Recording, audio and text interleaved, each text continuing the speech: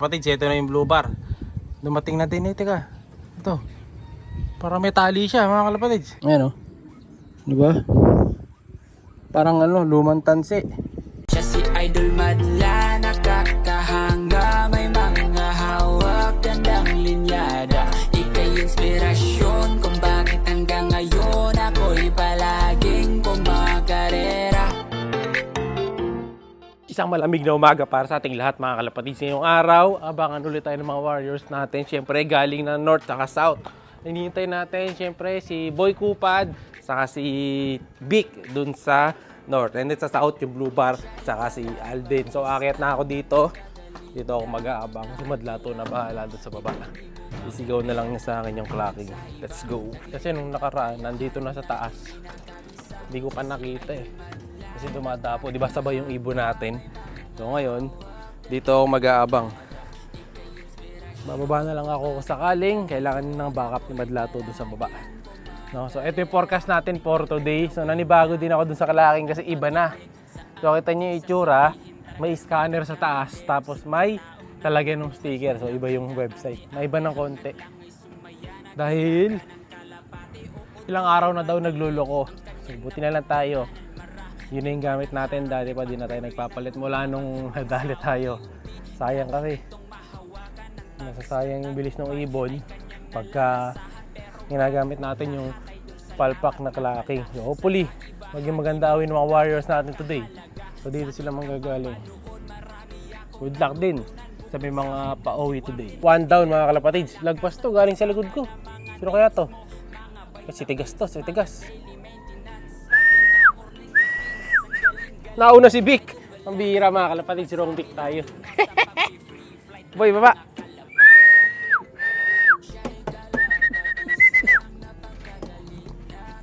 Boy, baba. Baba na, boy. Nakatambay pa mga kalapatid. Ay, eto pa lang isa. Eto si si Kupad.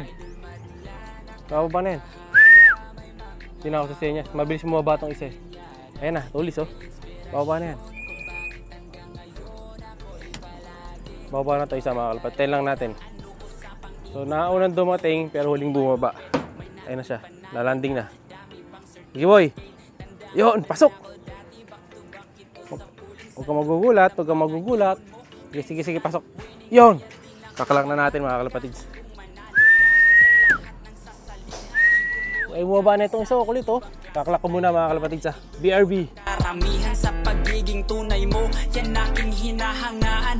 Mapagmahal sa ibon at matulungin sa kapwa. Mabait na kaibigan, talagang nakakahanga. Hindi So ito yung release niya dun sa isang kalab mga kalapatid sa south. Ayan, so kita nyo napakadaming ibon mga kalapatid. Ito yung video niya no. Ayan, so papakita ko sa inyo tuloy-tuloy nakuha ng video.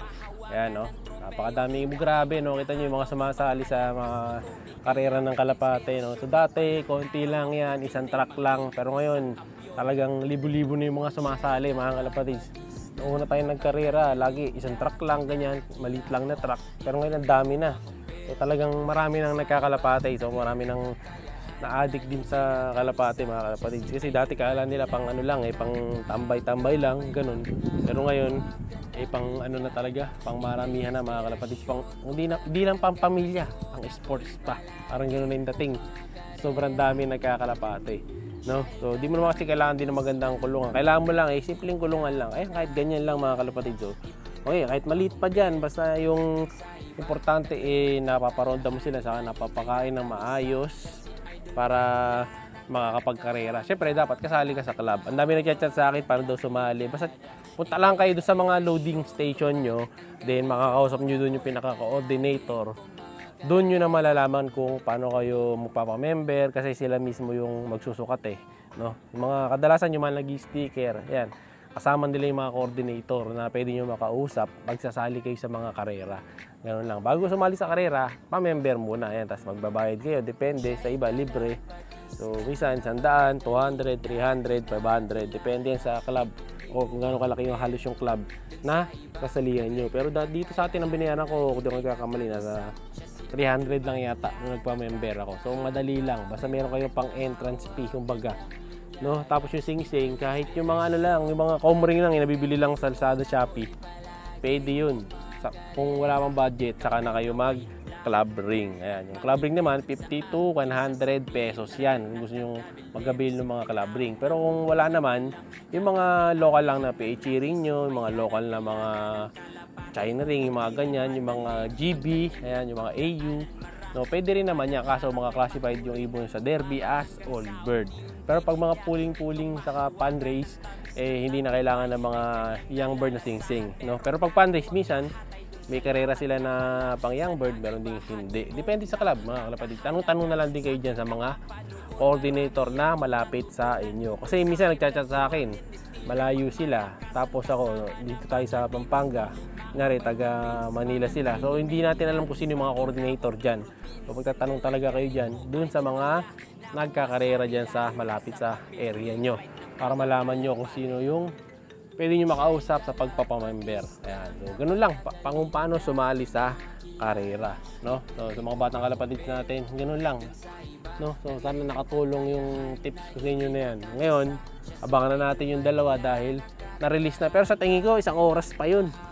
So, bababa muna ako. Babalik na lang ako dito. Magpapatuka muna ako ng mga breeders. No? So, tingnan lang natin kung sino yung mauna sa mga warriors natin. Let's go! Magabang pa lang sana ako ng Team South, mga kalapatids. Nandito na pala isa. Ayan o, si Alden, mga kalapatids. Maaga si Alden ngayon. Bumibilis to. So, entry na natin siya sa darating na Sabado. Pasok ka na, boy! Sana lang. Bali yung lugar na lang. Ayan o, parating pa lang yung mga pauwi na kasabay niya. Yan. Yon, 2 birds na tayo, mga kalapatids. Ito na yung blue bar. Dumating na din eh, teka. Ito. Para may tali siya, mga kalapatids. Parang nasabit sa tali yung blue bar ah. Oh, tali ba yan o supot? Parang may tali siya sa katawan eh no. Oh, ayun oh. Oh. Teka, tayo natin bumaba. Parang may tali eh, pababa na siya. Ayun, may sumabit na ano, na sinulid. Pasukin na natin. Ayun mga kalapatids oh. May nakasabit sa kanyang sinulid. Hoy, pasok ka na. Arden, pasok na. Pasok na, pasok. Oh. May sinulid eh, no? Oh. Makadikit yan sa paa niya to? Ay, hindi, naputol. Ayan, oh. Ayan mga kalapatid, sinulid. Naputol pala yung video. Tingnan natin yung paa niya. Haba nitong sinulid, ah. Galing sa saranggola. Ayan mga kalapatid, oh. Sinulid. Parang di naman nakadikit sa kanya. Saka ano na, marupok. Alisin natin to, sasabit sa mga pliers ko to. Nasaan yung dulo? Visible, ito yung delikado sa mga iwan natin eh. Ayun, ay tumawid dun sa bubong. Aba. Ay, yung dulo nito. Ay, mga kalapatid sa kapal, no? Ayan, no? Di ba? Ilayin natin. Nasaan ang dulo mo? Hindi makita yung dulo ah. Parang patid na. Yun, patid na. Ayan oh. Pag ito yung pumalupot sa leg ng ibon natin, matik. Yari. Ayan o. Diba? Parang ano, lumang tansi. Nagaling to. Buti nakita natin dito mga kalapatid. So, baka may bumagsak na ano dito, saranggola. Dahil nasa mataas tayong pwesto. Ayan, check natin yung ibon. Baka sakaling may sabit siya. Alisin natin agad. Ito, nandito na si Blue Bar. Base sa itsura niya ngayon, wala naman sabit mga kalapatid. So, kumbaga nakastay lang sa atin dito yung saranggola. Pero ayan, wala naman siyang sabit dito. So, okay na mga kalapatid. Kompleto mga tropa natin sa taas. Si Alden, wala na dito. Ayun na si Alden. Binabara ko na. Ayan. Yan yata yung asawa niya. So, lilinis-linis mo muna tayo.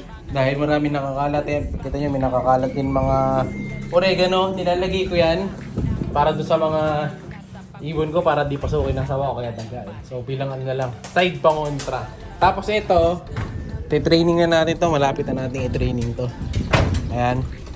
So, kailangan dito by last week ng January, viewing na to, no? So okay, once na tumigil yung hangin, viewing na natin yung mga to para masanay na. Kasi may mga next batch na kagad dyan eh. Ayun, no? Lakas ng panginginig ng isa, mga kalapatids. Yung grisel. So yun muna para sa araw na to. Kompleto ibon natin, 4 out of 4. Like, share, subscribe. Ingat! Siya'y kalapatistang napakagaling na kinakilala.